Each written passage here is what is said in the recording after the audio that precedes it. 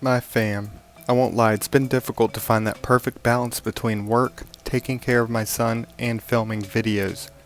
But I'm going to share with you some of the videos and pictures I've taken the other day while cleaning and feeding the snakes.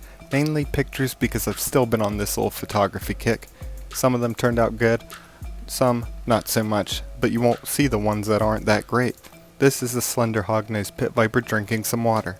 Now we just saw a video with Colin of Birdman Exotics. This snake was actually a gift from him. And in that video I mentioned we didn't see all the snakes that he has, so we're gonna have to go back and check out the rest.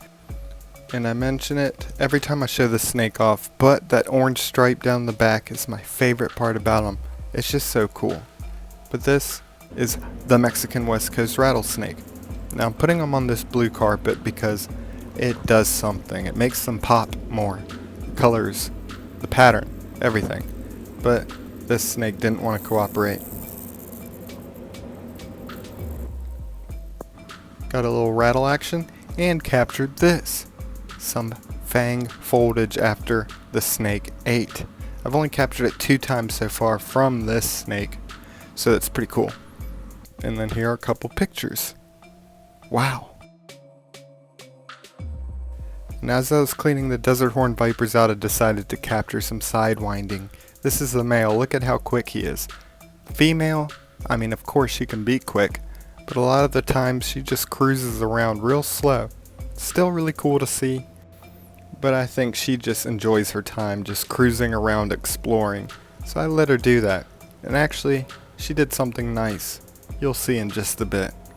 And as this was happening, I was thinking to myself, you know what? It's been a while since I've done...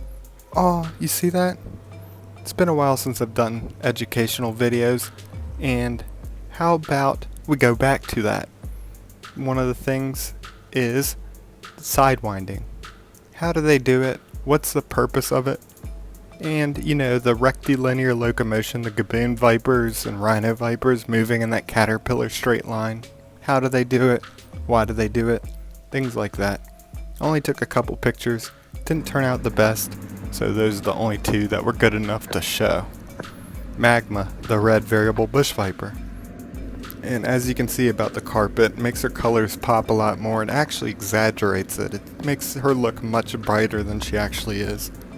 But the thing about the variable bush vipers, they're so photogenic, so easy to photograph because of those highly keeled scales.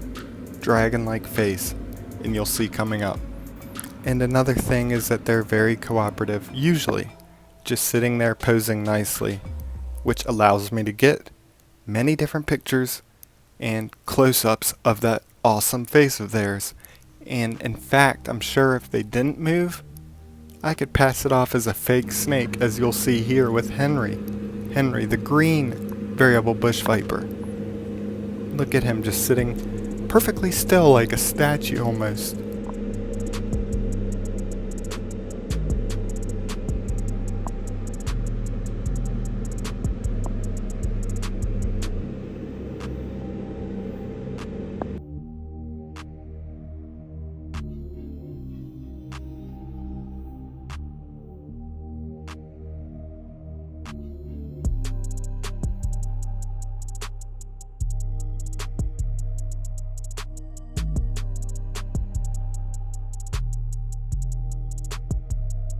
And now it's time for the new male, who I believe 100% now has something wrong with his eyes.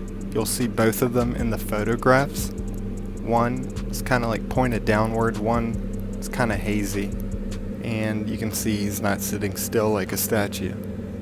Oh well, but look at the pattern on him. So cool.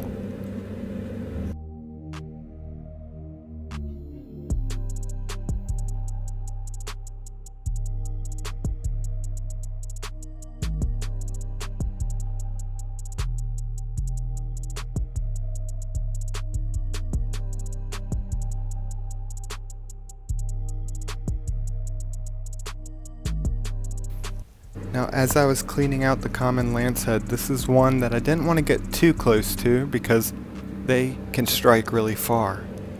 And Bothrops tend to have a reputation of being very defensive.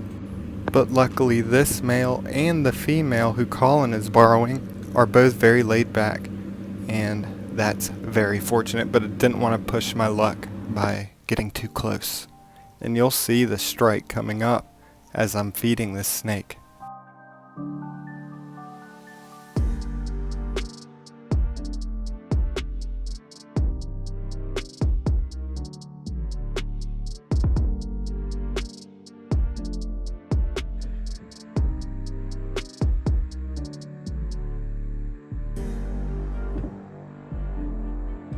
And even before the food got close to him, he launched out and bit it and got some mulch in his mouth.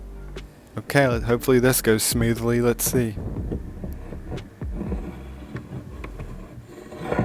Thankfully it did. I waited for some fang foldage, waited and waited and waited. Didn't capture any, but I got some nice little close-ups of his awesome face.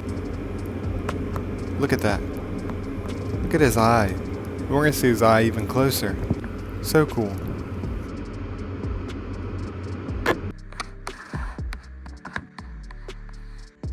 And speaking of close-ups, here's Francisco, the West African Gabion Viper. I didn't take any pictures of him this time, but look at those horns. Look at those scales. Didn't film with the eyelash viper, but took some pictures.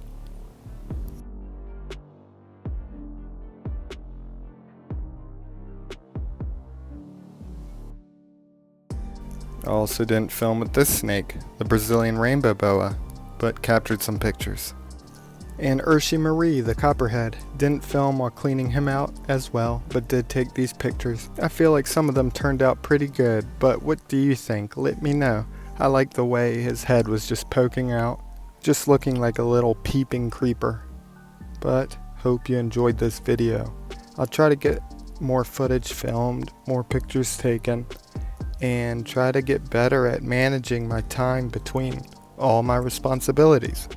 I love y'all lots. Click subscribe, click like, and a big shout out to my channel members.